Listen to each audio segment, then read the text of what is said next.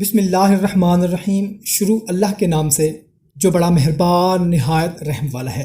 السلام علیکم بھائیوں اور بہنوں، امید ہے آپ سب لوگ خیریت سے ہوں گے۔ دوستو، آج میں آپ لوگوں کو رزق میں کشادگی کے لیے اور خاوند کو راضی کرنے کے لیے قرض سے نجات کے لیے ایک بہت ہی مجرب آزمودہ عمل بتانے لگا ہوں۔ اس عمل کے کرنے سے ہمارے بہت سے بھائی، ہماری بہت سی بہنوں نے فائدہ حاصل کیا ہے۔ تو امید ہے کہ انشاءاللہ تعالیٰ آپ یہ ویڈیو دیکھ کر اپنے دوستوں، اپنے رشتہ داروں تک بھی لازمی شیئر کریں گے تاکہ آپ کے ساتھ ساتھ ان لوگوں کا بھی فائدہ ہو سکے۔ یا باسطو 1100 مرتبہ بعد نماز عشاء اول و آخر 11 بار درود شریف پڑھا جائے۔ ادائے قرض اور وسعت رزق دونوں فائدے اس سے حاصل ہوتے ہیں۔